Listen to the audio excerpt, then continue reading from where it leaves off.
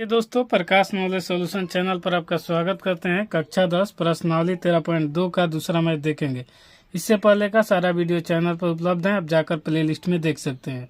एक इंजीनियरिंग के विद्यार्थी रचेल से एक पतली एल्युमिनियम की शीट का प्रयोग करते हुए एक मॉडल बनाने को कहा गया जो एक उस बेलन के आकार का हो, उसके दोनों सिरों पर दो शंकु जुड़े हुए हो, जिसका मॉडल का व्यास 3 सेंटीमीटर है, इसकी लंबाई 12 सेंटीमीटर है, प्रत्येक शंकु की ऊंचाई 2 सेंटीमीटर है। तो रचेल द्वारा बनाए गए मॉडल अंतरिक्ष हवा का आयतन ज्ञात कीजिए। यह मान लीजिए कि मॉडल का आंतरिक और बाहरी विमाएं लगभग बराबर हैं, यानी जितना आपको बाहर है उतना ही अंदर मान लेना है। तो आपको थोड़ा सा ये फिगर में समझ लेना है।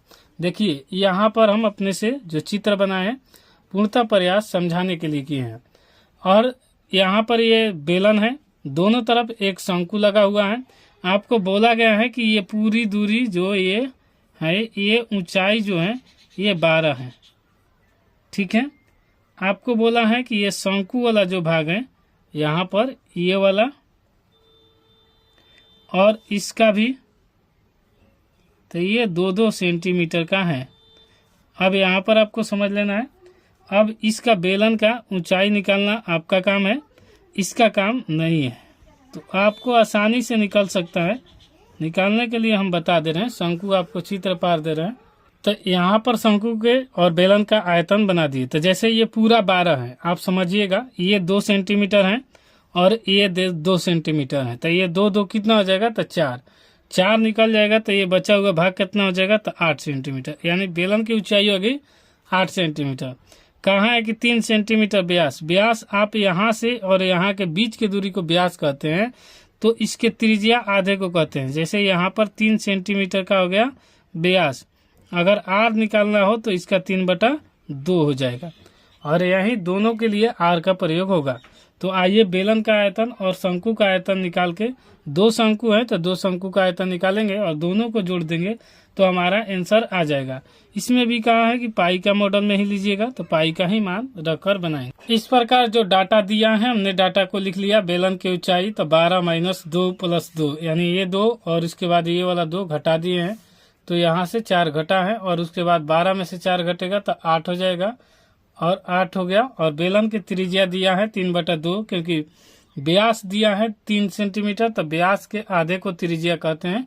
तो यहाँ पर 3/2 सेंटीमीटर हो गया। जैसे ये व्यास आपको फिर से बता दें कि ये यहाँ से यहाँ के दूरी को व्यास कहा जाता है, जबकि त्रिज्या यहाँ से यहाँ के दूरी को कहा जाता है। उसके बाद शंकु का ऊंचाई यह दिया हुआ है कि 2 सेंटीमीटर है, और उसके बाद त्रिज्या यहाँ 3/2 सेंटीमीटर होगा। अब उसमें हमें पूछा है मॉडल का आयतन, तो मॉडल का आयतन बराबर हो जाएगा गोले का आयतन, बेलन का आयतन और प्लस 2 गुने शंकु का आयतन। 2 गुने शंकु का आयतन इसलिए क्योंकि ऊपर भी शंकु का है, यहाँ पर भी शंकु है और यहाँ पर भी शंकु है, इसलिए हमने 2 से गुना किया हुआ है। तो आइए अब इसका निकाल लेते हैं। और मॉडल का आयतन बराबर हो जाएगा, बेलन का आयतन होता है πr²h, ये लिख लेंगे। और शंकु का आयतन तो 2 गुने शंकु का आयतन 1/3 πr²h। अब इसको मान को रख देंगे, हमारा आंसर आ जाएगा। अब इस मान को हम नोट किया, यहाँ पर रखेंगे πr²h। यहाँ बेलन का आयतन πr² होता है। तो यहाँ पर r का मान यहाँ पर देखिए 3/2 है, तो रखेंगे 3/2 का स्क्वायर, और h का मान यहाँ पर है 8, तो रखेंगे 8। उसके बाद प्लस 2 और गुना में 1/3 पाई का जेम कहते हैं। r का मान यहाँ पर 3/2 का स्क्वायर, और h का मान है यहाँ पर 2, तो यहाँ पर लिखेंगे 2।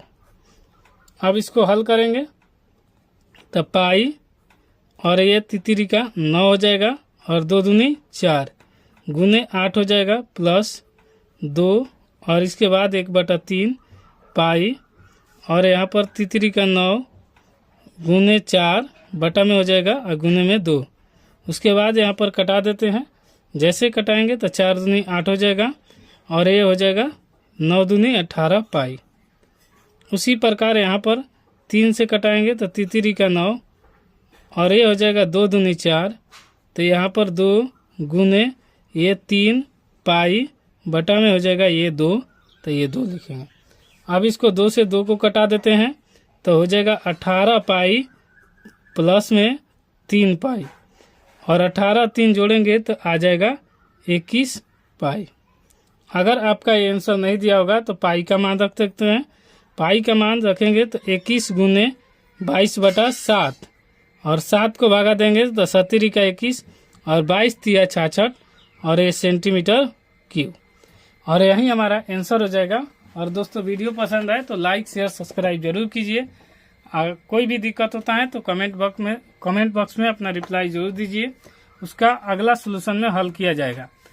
इसमें कोई भी दिक्कत हो तो आप कमेंट जरूर कीजिएगा। मिलते हैं नेक्स्ट वीडियो में, तब तक के लिए जय हिंद।